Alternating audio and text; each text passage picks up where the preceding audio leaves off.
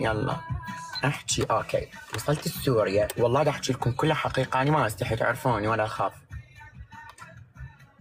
فجويس مستغلني وذاك قال الصديق يا ما ادري شنو، جا فلاح اخذني البيت.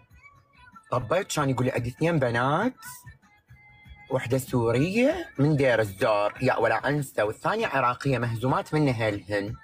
اوكي طلع فلاح شنو طنطا جاي كبير بالعمر، عمره فوق ال40 وقواد. حلو دا اكمل كيف اكمل يا غير دا احكي دي كابثه بمكان كمل خطوات القصه. طبيت الكم بنات سيارته والشقه اللي تجنن والبيت والاثاث كلها منين؟ من درب القواده. على المسكينات ذني اللي هاي المهزومه من اهلها وذيك السوريه والعراقيه يشتغل عليهن، يجيب ويدخل يجيب خيسه. هاني صفاني تاني طفل، يا ربي وين اروح؟ يا ربي شو اسوي؟ كان يقول جهزين هالحلوه يلا يا بدلي سبح مدري دمعه بطرف عيني، هذا مو اني لو اريد هيجي كان سويته ببغداد وعشت ما انهزم. بغداد يا عروضه جتني عروض، تخيلوا رورو قبل ذيك السنين. ما بحب نفسي كلش عزيزه علي، ما احب. طفي الاغاني يا عيوني الك، طفيت لك نشغل موسيقى لعد والنصيب كلش قاطعتيني من الاغاني. يلا اوكي اني هذا مو دربي ولا هذا اني، بدلت اني وتجهزت الحلوه بدل، بس شايفه من يعني واحد مكسور ومهضوم تجي ناس مقرفين تستغله تقود عليها تريد.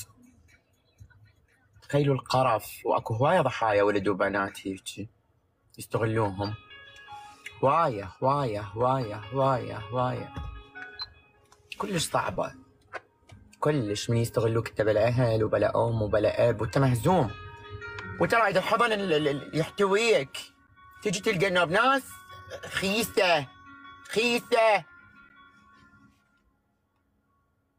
اني بدلت ومهضوم ومكسور، وين هالسوالف وش اسوي؟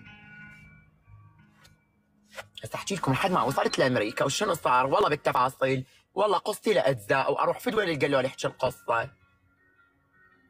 فكان يقول بدون ذكر اسماء بنات، لان هنا عندي اصدقاء صاروا ولحد هسه عندي تواصل بيهم. سوى فلاح الطيب قال جايتني اختي وحبيبتي وصديقتي عراقيه الشيخه الفلانه، وانا انتظر الشيخه الفلانه. سوى غدا ونقعد ونلتم على مود وراها الزباين يجون بالليل.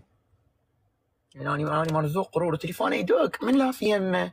جيفه العراق، خيسه العراق اللي يريد يستغل رور الطفل ويريد يستغل البنيه السوريه ويستغل ذيك العراقيه المهزومه من اهلها. شكو خيسه، سمعوني الخيسه انتم كنتوا بسوريا بالاهرام ذيك السنين، الخيسه الجيفه طلعت اخزيكم العافين نسوانكم وتفترون ورا فلاح الطيب على القواده. وصلنا 2000 باعا. خلينا نكمل. سوى اللي واهس خايبات هيجي، والله دا احكي الحقيقه، والله وغلاطكم عندي. فقال جايتني صديقتي الشيخه رورو. نبرورو قلت يا شيخه منو الميخه منو؟ جتي هي ورجلها، هي متزوجه واحد عراقيه، يا حبيبتي عمري صارت عمري الشيخه، تحياتنا للشيخه اللي وقفت واقفه الرورو 7 الزلم ما وقفها، سمع عن الشيخه سوت. جت هي ورجلها ما ندري خاله.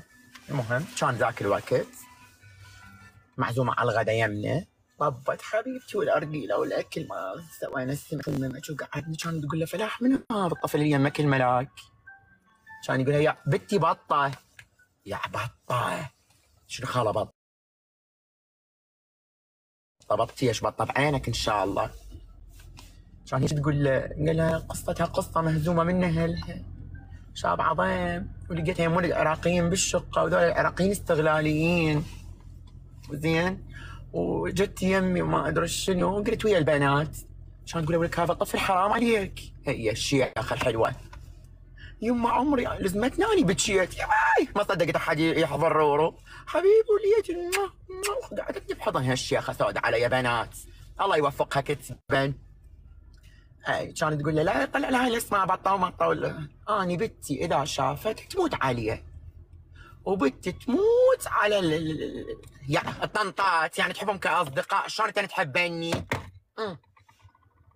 زين بتهمنين بتهم الزوجة يعني واحد كبير خليجي ما ادري منين الله يوفق الرجال ما اريد نذكر اسمه لان هم صديقنا صار يسمع عن بنات وكان يجي لبيتها يعني متزوجها ويجيها كل كم شهر مقعدتهن بفيلا هي وامها الشيخة وامها الشيخة رجلها همينة ما ادري حبيبها قلنا بالمخابرات ما ادري منين السورية تحياتنا للابطال السوريين سوريا هذا الحكي وين بمنطقة ما ادري ايش اسمها خايبات ببيلة مبيلة هبيلة قريبة على جرمانة اوكي فقالت له اني رايحة بس هذا يمي شيخة ممنوع لا يطلع قلت خاله هيك يقول لي قاعد والله ما حد يوصلك انت يمي صارت يم ام فلانة ما اريد اذكر شنو اسمها خاله انه بنخزن ماله زين شلون ينعم صوته خيه ما نعم صوتي وحق هاي المغربيه ما نعم صوتي فلك فلكتش وفلك صوتي ان شاء الله هاي دمارات رقبتي طالعه من العياط